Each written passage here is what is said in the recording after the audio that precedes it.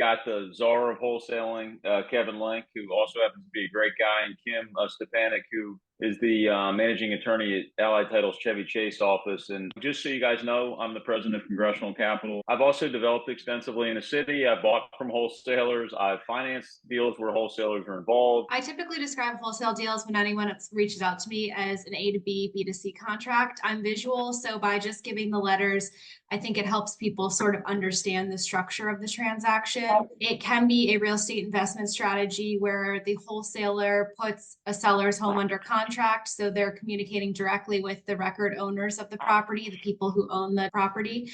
And they are sometimes often listed as the buyer on the contract. And then as the wholesaler, they work with an interested investor to buy it. So they typically assign their rights under the contract to a third party, which we often call the end buyer. And it's usually almost always for a higher sales price. So the wholesaler in that transaction would receive an assignment fee for their work in assigning the contract. So it's usually the difference between the sales price in contract one, A to B, and then the difference between the sales price in B to C. So that's usually what we see on these. It's a great investment strategy. One or two keys to doing it the right way. Disclosure, like you said, sort of transparency in the transaction. One reason I think that Kevin's business has been so successful is because he's transparent about the structure of the transaction. There's nothing worse than working on a wholesaling deal only for the buyer to feel that there hasn't been full disclosure, that they sort of have the wool pulling over their eyes in terms of the transaction, that they don't understand really how this works. Wholesalers have a very important role in the real estate investment world. There are certain transactions, and we can talk about the transactions a little bit later, but there are certain reasons that people might want to go through the wholesaling process. So disclosure, yes, absolutely. Making sure people understand the scope of the transaction and how things are going to work moving forward. And I think that requires a little bit of skill on the part of the wholesaler to make sure people are understanding what they're engaging in. I think so much of what we see in the title world too are bad contracts. And I think it's really important when you're in the industry, whether it's as a real estate agent or a wholesaler. And on the real estate agent side, you're so lucky to have the actual form contracts for the different regions. But I think in the wholesaling world, there's not really formulaic contracts unless you work with someone who has a background in wholesaling or a licensed attorney to make sure you know what you're doing and to make sure you have the right resources behind what you're doing so that you can create an ethical transaction, an ethical product that you're putting forward for the database and the networks that you are able to establish. I think the biggest issue that we see is that the contracts don't necessarily line up. The whole point of a wholesale is assigning your interest as the wholesaler or as person B in the transaction to the end buyer, who's person C. So in doing that, sometimes it just needs to be an assignment of the rights. You need to make reference to the prior contract. You need to make reference to the properties. You need to make sure the terms are matching up. A lot of people that have just started doing one-off wholesales are pulling forms off the internet and trying to mesh them with the forms that were created for a regular real estate transaction. And sometimes the forms require certain disclosures. Sometimes they require the consent of all parties in order to assign the rights under the contract. So I think just making sure that the actual contracts match up so that the A to B, the first contract, is actually being assigned to the end buyer, person C, without creating any additional legal liability, without any additional issues. You just want to assign the right to purchase the contract and close the transaction within the agreed upon or specified time. Good question. I think that's sort of a common misconception with wholesaling. The majority of our sellers are not distressed. In the sense that you may be thinking where they have like an active foreclosure auction coming up, or they are, about to, lose the house or whatever the case may be. That's a very, very small percentage of our sellers. The largest percentage are people who are just sort of regular people like you and I, who have a house that needs some work, but is livable. And they don't want to paint and do anything or have people through the house or sort of go through the sort of the hoops that are required in order to get more money. So a conversation I have with every seller is that you've got options. Most of the sellers we meet have options.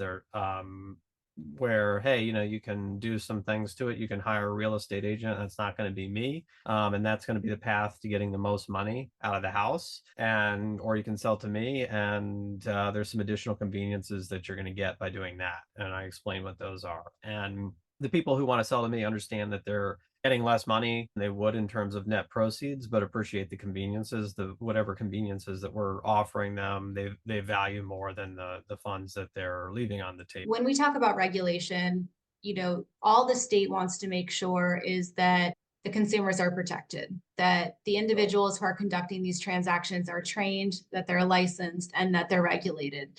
And I think because some states yet don't have any regulation with regard to wholesaling deals, I think that can create this veil of secrecy about the industry, and people think that it's this underworld of lack of regulation, no rules, anything goes, when really that hasn't been the case, especially with companies like Four Brothers Buy Houses, where they've done this so often.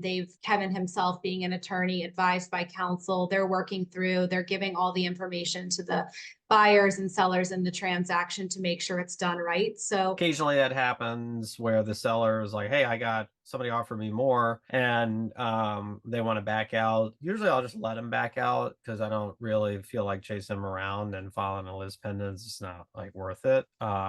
We did come to an agreement. We kind of talked about everything, similar to you're not liking it if I came back to you and asked you for a price reduction. I don't love it that you're coming to me at this point and asking for more money. But if it really sort of gets to the point where they want to back out, I usually just let them back out. But it's a rare thing. And again, I think it just goes to the transparency up front that helps alleviate just sort of a wealth of problems that come up later. You are going to have a problem if you don't tell people that you're going to sign it, and the person finds out at the showing or finds out later, or somebody forwards the advertising email to the seller. Then you're going to have a problem. Somebody's going to want to back out, and they're going to feel like they were misled. I think that's generally where you have this people sort of trying to go around you and being successful.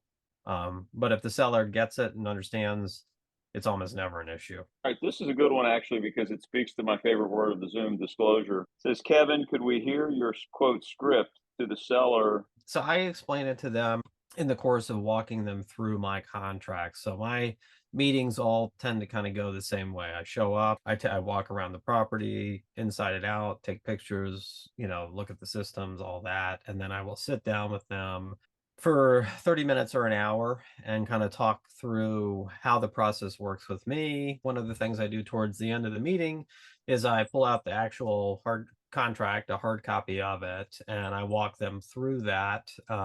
And part of that contract outlines that this is an assignable contract, and I'm going to look at this property from a couple different angles, which is what I do with all of them. Some properties I buy myself and I renovate and flip them. Some I keep as a rental, and most of them I end up wholesaling. And I explain to them, hey, this is what it's going to look like if I do a wholesale. What that means is that I'm going to assign the contract to a third party buyer, and I explain what that process looks like. But I explain to them that I'm going to look at it from a variety of angles, and I am going to do an open house where I have other investors walk through and take a look at it. And once I see what they'd be willing to pay for the property, I'm going to make a final decision as to what I'm going to do with it. Just because it's a lot of work, right? We do the title work, we prepare for settlement, we have a transaction coordinator who helps, coordinate with the seller, we get the buyer lined up, all of these things, we host a showing, we do all this stuff. And then if they're just sort of like, I'm going to back out, it's a big waste of time. So if I sort of get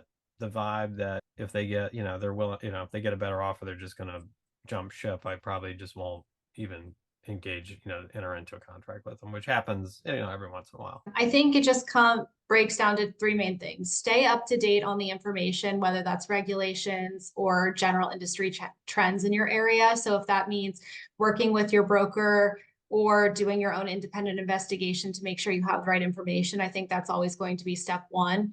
Step two, the kind of theme throughout this is just do good business. And that's what I think all the time. How would I want my friends and family to be treated on a transaction? And I try to approach the way I work with buyers, sellers, agents, wholesalers, anyone in the industry from the same manner. I want everyone to walk away from the transaction feeling like they understood the process and they had the right information and that they're coming out on the end of this in a transaction that they're comfortable with.